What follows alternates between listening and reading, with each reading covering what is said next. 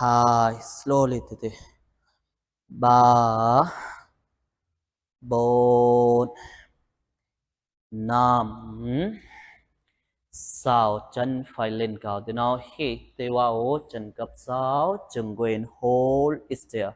One, two, three, four, five, six. Chân phải lên trước, then slowly chin bên hai ha. Slowly come to warrior two. Chân phải cấp, chân trái thẳng, hai tay sang ngàn, lưng thẳng.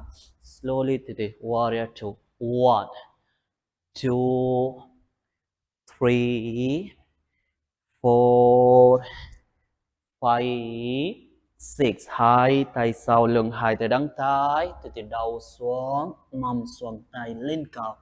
Chân phải cấp, chân trái thẳng. One, mom swung, push your hip down. Two, three, four, five, six. Then now hit the wow, hai tay sang ngắn, từ từ nín thẳng lưng thẳng cô lên chừng quay. One, two, three, four, five, six. Tay chạy cấp, tay phải lên cao. Then now hit the wow, mặt mình lên, nín tay phải. Tay chạy cấp, tay phải lên cao, nín tay phải. Look at your right palm. One, two, three, four, five, six. Then now hit the wow, đầu lên, hai tay lên, mặt nín thẳng. Slowly từ từ hai tay sang ngàn, mặt nín thẳng, chừng quên hold is there. One, two, three, four, five, six. Từ từ nín thẳng, chân trái lên cao. Slowly từ từ come to chin bên ba, cô lên, chân trái lên cao trời. One, two, three, four, five, six. Tay phải sau, chân trái cặp, nằm gò chân. Slowly tay trái sang trái, nên thẳng trời, cô lên. Một, hai, ba, bốn, năm, sáu. Then now hít thở cho xuống, chụp chân, relax here, lắc chân lắc tay. Ok, then từ từ chụp chân, lưng thẳng lên thẳng, slowly chân phải sau. Then now hít tay vào, hai tay sang ngắn nục lên, chân phải cột chân lên, lift your right heels up. Từ từ nục lên, gập lưng go back, chân phải lên. One, two, three, four, five, six. Từ từ chụp chân, hai tay lên cao. Then now hít thở cho quỳ xuống, chân thẳng lưng thẳng, đầu xuống đo chập chân. Slowly từ từ cô lên. Một, hai, ba, bốn, năm, sáu. Đung lên, hai tay lên, nín thẳng, chân phải cặp. Then now hít tay vào, nín thẳng trời, cô lên. Một, hai, ba, bốn, năm, sáu. Tay phải nằm gò trên. Slowly từ từ lưng xuống, nín thẳng, chừng quên. Một, hai, slowly từ từ. Ba, bốn, năm, sáu. Tay chạy xuống, chân lên cao, cô lên try.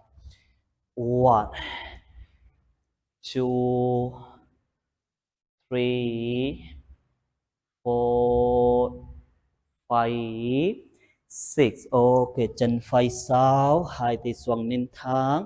Then now hít tay vào, hai tay lên, chân bên một, hai tay lên cao. One, two, three, four, five, six. Thở ra, hai tay xuống, chân sau, plank pose nín thẳng. One, hai, ba, bốn, năm, sao cho thoáng hai tay cặp cầm làm đố cặp chân cặp tay nục xuông cầm xuông. 1 2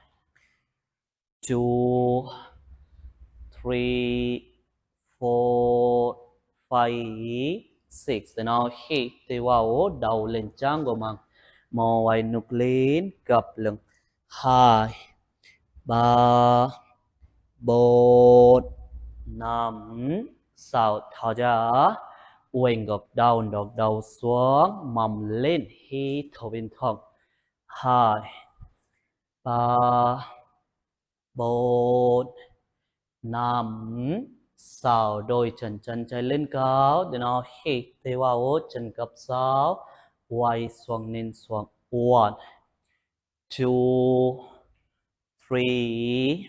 3 4 5 6 thở ra lên chuốc trên bên hai thì nó hít thì vào thở ra hai tay sang ngắn lưng thẳng 1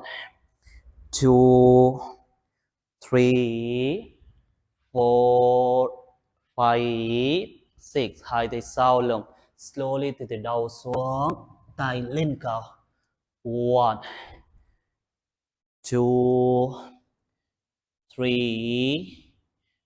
3 4 5 6 hai tay sang ngắn đầu lên mặt nhìn thẳng để nào hít thì vào hop 1 sit 2 3 4 5 6 tay phải gấp tay trái lên mặt nhìn lên chừng quên 1 nên tay trái 2 slowly từ từ chơi 4 5 6 then now hit thì vào hai tay lên cô lên slowly từ từ nên thắng hai tay sang ngắn mặt nên thắng chừng quên 1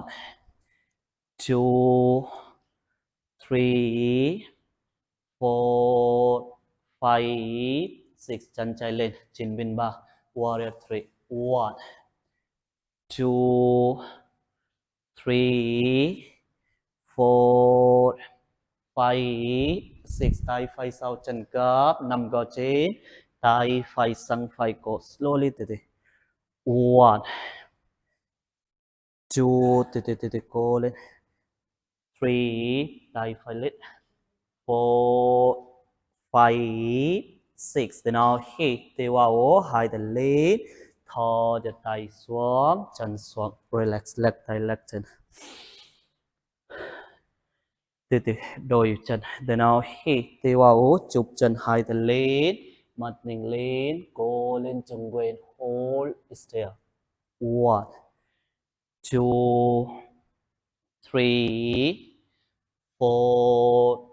2 3 4 5 6 thò giật cúi xuống hai tay sau lưng hai tay đằng trái đầu xuống đò chập chân chân thẳng lưng thẳng interlock your finger 1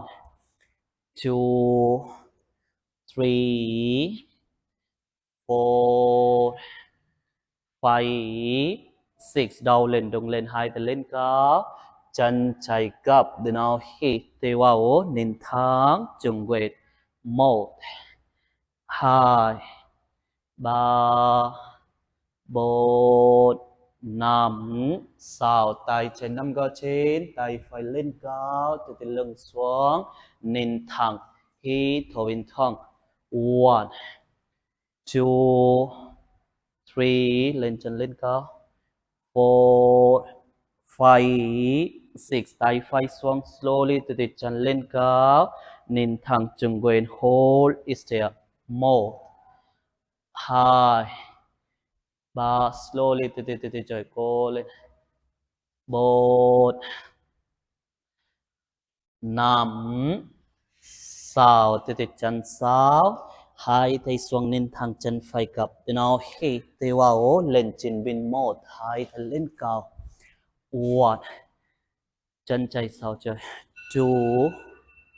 2 3 4 5 6 hai tay xuống nên thẳng chân phải sau plank pose come to plank look forward nên thẳng.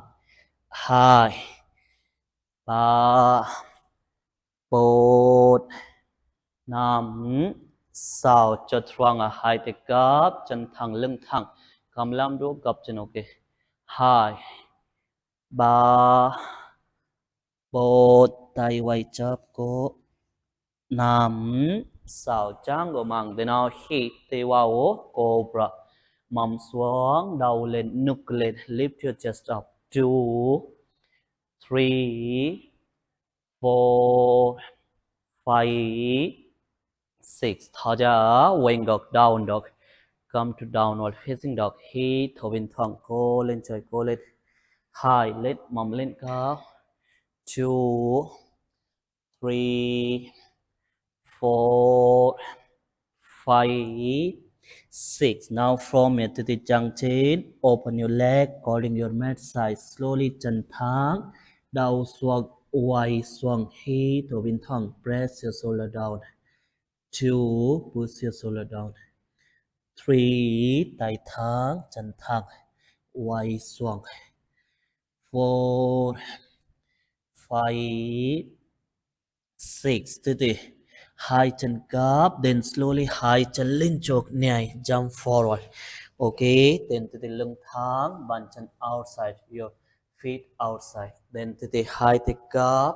lưng thẳng chắp tay mò gối slowly try to open your knee lưng thẳng 1 keep your back straight 2 cố lên trời 3 lưng thẳng mông xuống 4 5 6 then now hít thở cho tay chạy xuống tay phải lên drop your left arm left side out of your neck tay phải lên 1 2 3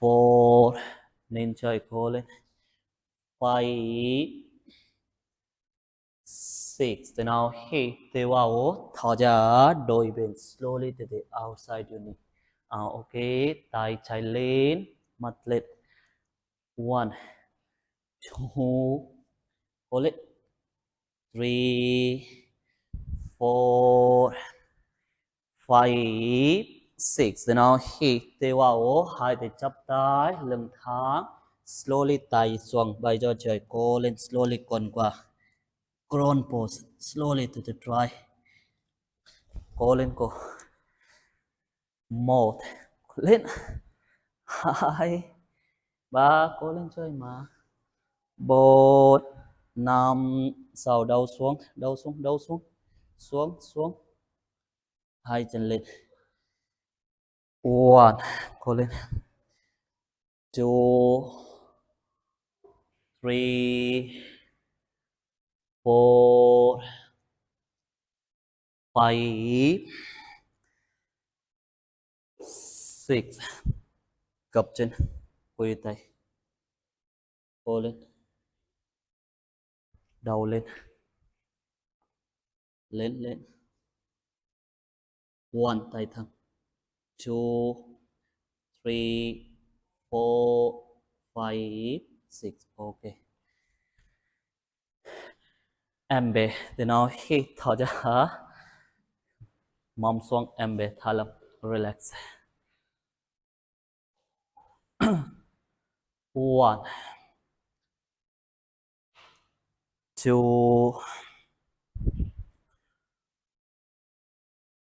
2 3 4 5